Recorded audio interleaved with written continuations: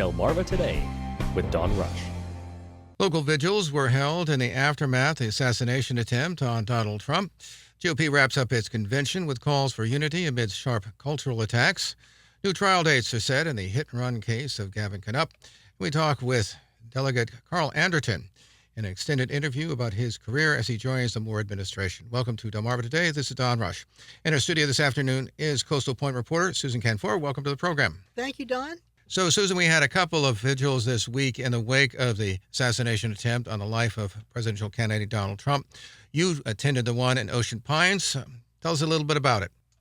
America, land that I love, stand beside her and guide her through the night with the light from above. About 50 people gathered at the Worcester County Memorial Park in Ocean Pines under flags representing every branch of the military, and they were there to pray for peace after former President Trump was shot at that rally in Butler, Pennsylvania on Saturday. Maryland Senator Mary Beth Carrozza organized the event on Monday, and she was the first speaker. Earlier that day, I talked to the senator, and she said she also contacted Salisbury officials, including Mayor Randy Taylor, and he agreed to organize a prayer vigil in Salisbury, too, and that one was Monday evening. Senator Carrozza said the sovereignty of the country was at stake, and that Americans in all walks of life, all parties, should come together and have a prayer service. Also in the crowd was local bodyguard Bubba Almany. In this country right now, we all have to come together, be united, and just, stand on our core principles of prayer and faith and just treating our neighbors as we want to be treated. Also this week, Delaware Governor John Carney, who signed into law an assault weapons ban, that was in 2022, he asked Delawareans and all Americans to pray for former President Trump and everyone who was at the rally. He said this kind of violence has no place in our politics, and it is completely unacceptable and an affront to our country's values. And in Maryland, there was also reaction to the assassination attempt. Maryland Governor Wes Moore was in attendance at the NAACP National Convention in Las Vegas on Monday. And in reacting to the attempted assassination of Donald Trump, Moore told the gathering that political violence was unacceptable, adding in his words, "We will not tolerate it, ever." Meanwhile, his predecessor, former Republican Governor Larry Hogan, was running for the U.S. Senate in Maryland, said he was shocked by the attack. I actually was working from my home office, and my wife was watching the television live. She yelled out for me, and I ran down the hall to catch the television and saw it immediately after, and was like the rest of the world. It was shock, and it was a tragic incident. I was very concerned for the president and for the other people that were there in the crowd. Terrible tragedy, and we're just very, very lucky that we did not have another inch or so, and the former president would have been assassinated. So it was very lucky that he had minor injuries. But my heart and my prayers are going out to the fire chief that lost his life protecting his wife and daughters, and to the other people that are seriously injured. And my immediate thoughts were that this is something that should never happen in America. And we're at a very dangerous point. And I've been talking for a long time about lowering the temperature and can passionately debate the issues, but we can't get to the point where we hate people on the other side, and we get to the point where we actually have violence. It's something that cannot be tolerated in America, and I'm just hoping it's a turning point where maybe people are willing to start to try to figure out a way to disagree better. Why do you think this has occurred? I know a lot of emphasis has been placed on rhetoric. I know that some Republicans have begun to blame, for instance, President Biden. Where do you think all this comes from? Who's to blame, I guess?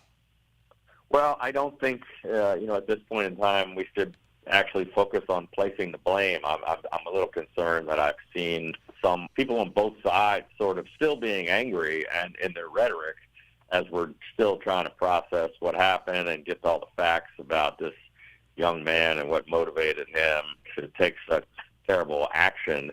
But people that are coming up with conspiracies are really unhelpful. I think what we need to do is figure out how to address the divisions. It's something that I've been, frankly, talking about for many, many years. One thing I'm happy to see is that the two presidential candidates are not focused on that they are both, President Biden had his remarks in the Oval Office trying to lower the rhetoric. And President Trump, as I understand it, is changing his speech at the convention to be less about attacking the other side and more about how do we unite America and bring people together. And I think that's a great first step. And I think it's what most people should focus on instead of right now just more anger and more finger pointing. Your father served in the House, indeed, voted for impeachment of President Nixon. What do you think your father would have thought of this period? Could he even imagine this kind of period? No, I don't think he could have ever imagined it. It's pretty close to the 50th anniversary in about 10 days from now, when my dad was on the House Judiciary Committee and made a famous speech where, even though he's a Nixon supporter and a Republican, he stood up and did the right thing for the country. And I think my dad would, just would have never imagined it. I mean, back in the day when I was a kid at the time and my father was in Congress, they would passionately disagree, and people would stand up and fight for the things they believed in, and they would debate in committee or on the floor, but then they were pretty friendly, and they would go have a beer together, or families would go have dinner together. You could really disagree with someone, and you could debate and try to persuade and convince people of your argument and try to find consensus and compromise, but you did not make the folks into your enemy or question their patriotism or attack them personally, which is what we see now, unfortunately, in this day and age with the 24-hour cable news cycle and social media. It just gets all ginned up into more anger and more personal attacks. And I think, I'm hopeful, though, because as I travel around the state talking to real people, they give me hope that they're not as angry at their neighbors and they're not as so divided. There is more that unites us. Well, it's the talking heads and the people on TV and the people who are elected to office, and the politicians and the insiders are the ones that are the kind of the extremes of both parties, and it's the loudest, angriest voices that get all the attention. But there's a lot of people out there, just frustrated Americans, that don't like what's going on, and that's basically why I've decided to run for the United States Senate. Not that I can magically make it all disappear, but we've got to start somewhere, and I think I want to try to make a difference. And this is a point in time, if ever there was a need for civility and finding a way to find common ground, it's now. I want to turn to your party for just a moment, because you did win your primary and by a fairly hefty margin. On the other hand, there was a candidate who was not necessarily well known who got a substantial amount. And I know you've been critical of your party, or some of the party in Maryland, in terms of the directions have been going. How do you see your candidacy fitting into where your party is going? I won my biggest primary ever in history. It was my largest election win ever in any primary or general election. About 70% of the vote in a six-way race.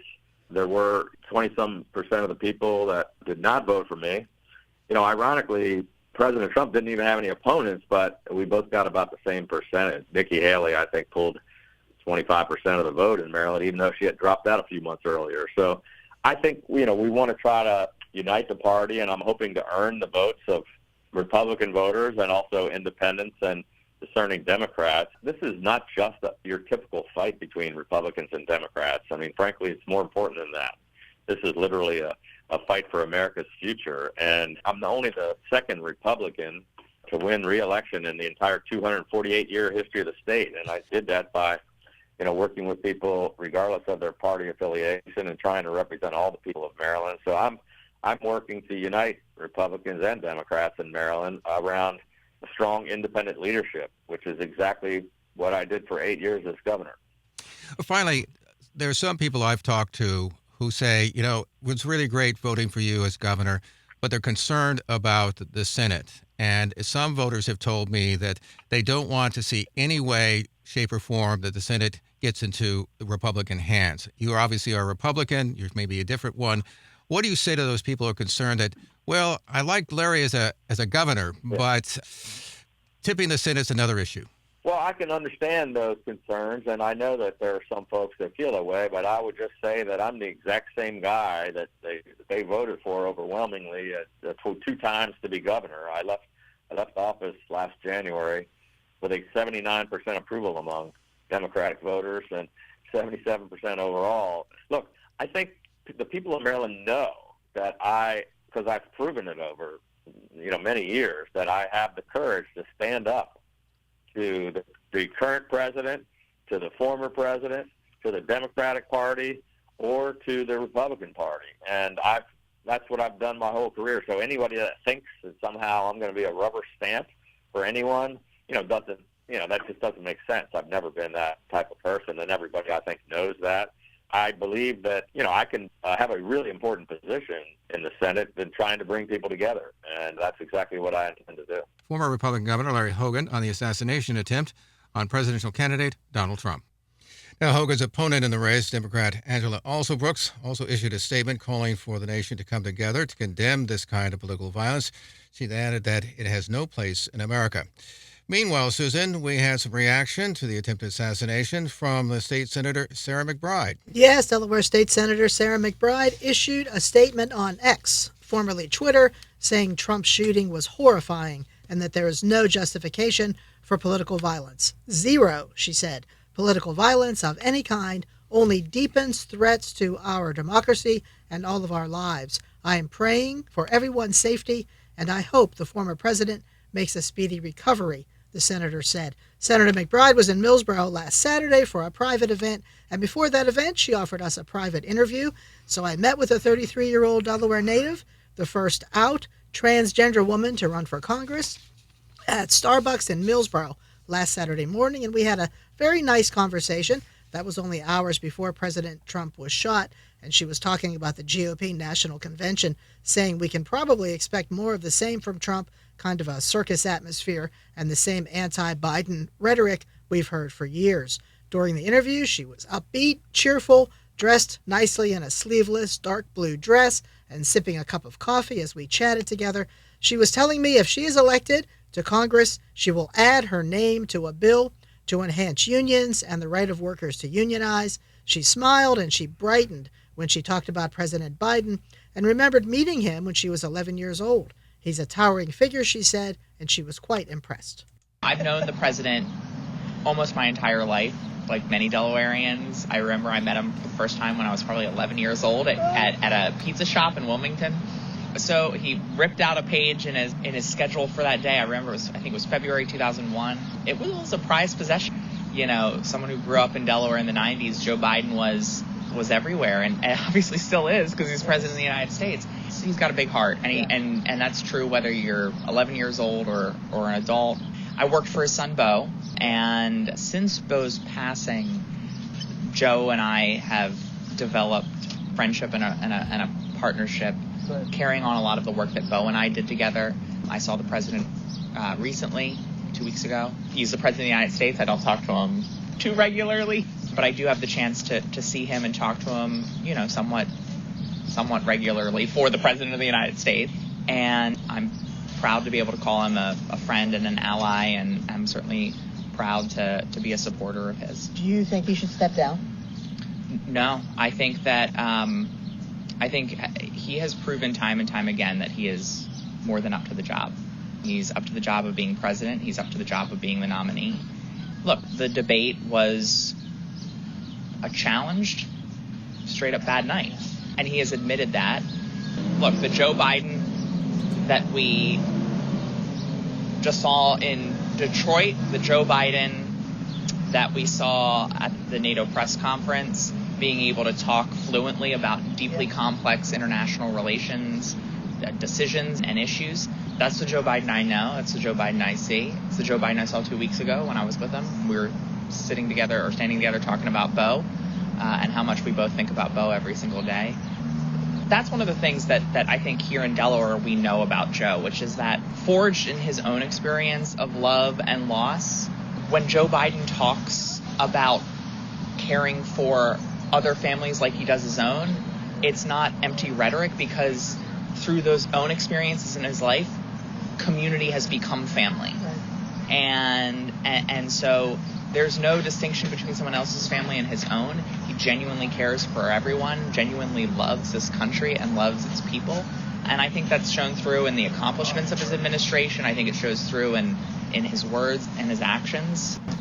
Senator McBride also told me she has visited Sussex County many times during her time in office and during this current campaign for Congress, and that she really enjoys her time there. She said it's important for a candidate like her to meet constituents where they are, and that every time she is in Sussex County, the air feels a little bit lighter, and she's happy to be there and to visit the ocean and the many residents of Sussex County. She plans to be in Sussex more during her campaign, and we will certainly be talking to her again.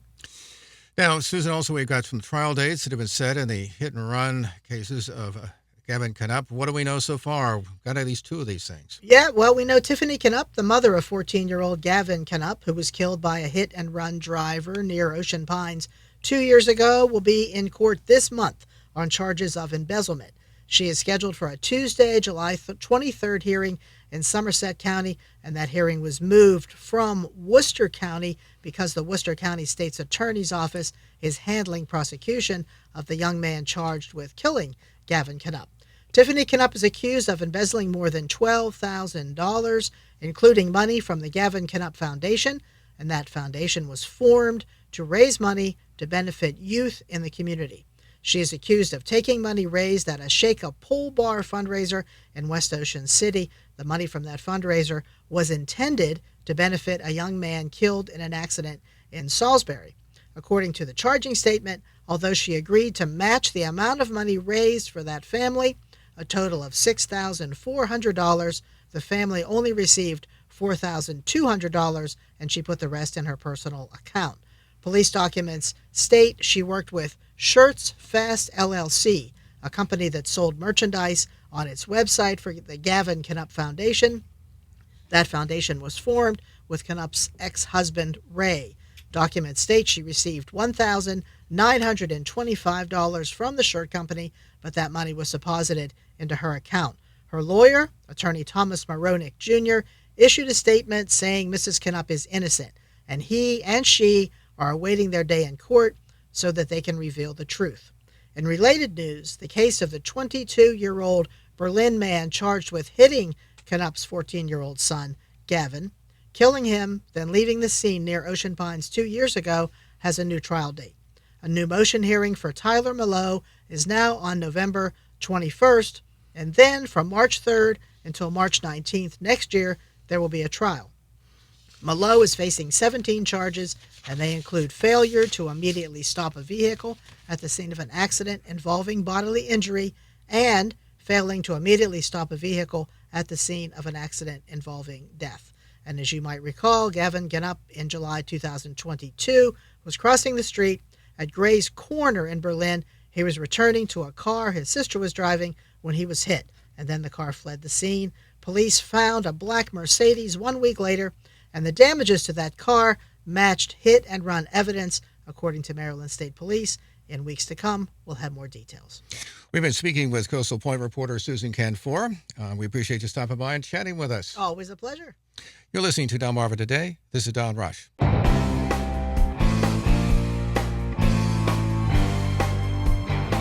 Delmarva Today with Don Rush.